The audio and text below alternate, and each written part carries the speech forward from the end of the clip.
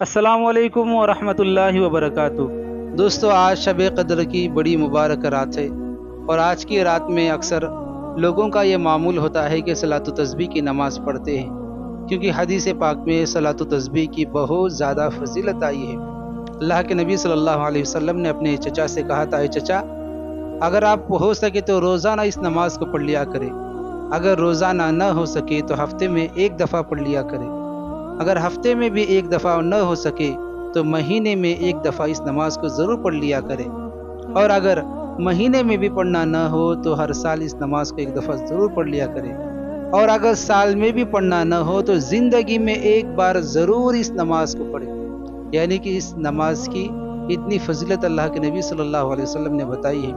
اور اس کی بہت ساری فضیلتیں اللہ کے نبی صلی اللہ علیہ وسلم نے حدیث کے شروع میں بتائی ہے، جیسا کہ لوگ بخوب ہی جانتے ہیں۔ آج کی اس ویڈیو میں ہم بس اتنا جانیں گے کہ صلاۃ و تسبیح کی نماز کس طرح سے ادا کی جاتی ہے اور کس طرح سے پڑھی جاتی ہے، اور یہ مرد اور خواتین دونوں بھی پڑھ سکتے ہیں۔ اور شب قدر کی رات ایک عبادت کی رات ہوتی ہے، اس وجہ سے اس رات میں یہ نماز اکثر پڑھی جاتی ہے، کیونکہ نماز بھی کافی بڑی ہوتی ہے، تقریباً گھنٹہ سوا گھنٹہ یا 1.5 گھنٹہ لگ جاتا ہے۔ سب سے پہلے تو آپ کو صلاۃ و تسبیح کی نیت کرنی ہے کہ میں 4 رکعت نفل نماز ادا کرتا ہوں یا ادا کرتی ہوں، صلاۃ و تسبیح کی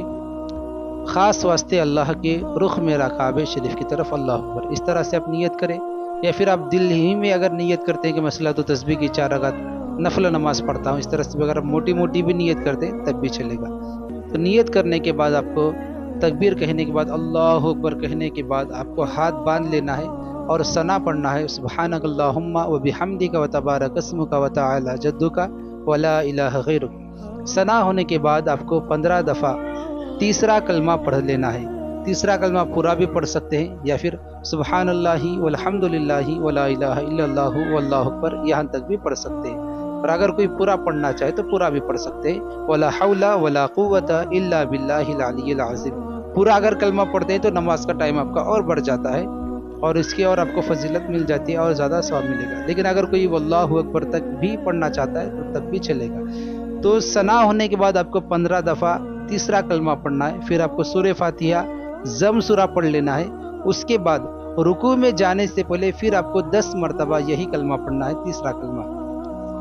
10 مرتبہ پڑھنے کے بعد پھر آپ کو رکوع میں جانا ہے، رکوع میں جانے کے بعد رکوع کی تسبیح پڑھنا ہے 3 دفعہ 5 دفعہ یا 7 دفعہ، سبحان ربی العظیم سبحان ربی العظیم سبحان ربی العظیم۔ رکوع کی تسبیح ہونے کے بعد پھر سے آپ کو یہ کلمہ 10 مرتبہ پڑھنا ہے، سبحان اللہ والحمد للہ ولا الہ الا اللہ واللہ اکبر یہاں تک بھی، یا پھر پورا بھی، ولا حول ولا قوت الا باللہ العلی العظیم۔ رکوع کی تسبیح ہونے کے بعد آپ کو 10 دفعہ تیسرا کلمہ پڑھنا ہے، پھر آپ کو رکوع سے کھڑے ہو جانا ہے، سمیع اللہ لمن حمدہ ربنا لک الحمد، پھر یہاں پر کھڑے ہی پھر آپ کو 10 مرتبہ تیسرا کلمہ پڑھ لینا ہے، پھر 10 مرتبہ کلمہ پڑھنے کے بعد پھر آپ کو سجدے میں جانا ہے۔ سجدے میں جائیں گے تو سجدے کی تسبیح پڑھیں گے، سبحان ربی الاعلیٰ سبحان ربی الاعلیٰ سبحان ربی الاعلیٰ 3 دفعہ 5 دفعہ یا پھر 7 دفعہ۔ لیکن جیسے آپ کی سجدے کی تسبیح ہو جائے گی پھر سے آپ کو 10 مرتبہ تیسرا کلمہ پڑھ لینا ہے، پھر تیسرا کلمہ جیسے ہو جائے گا 10 دفعہ، پھر آپ کو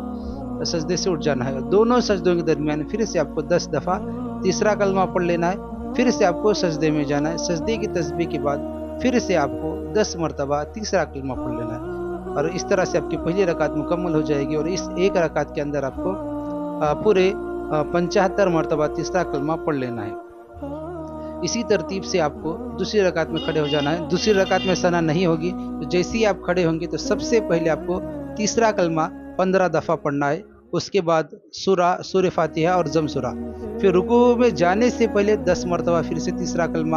پھر رکوع میں جانے کے بعد رکوع کی تسبیح ہونے کے بعد پھر سے 10 مرتبہ تیسرا کلمہ، پھر رکوع سے کھڑے ہو جانے کے بعد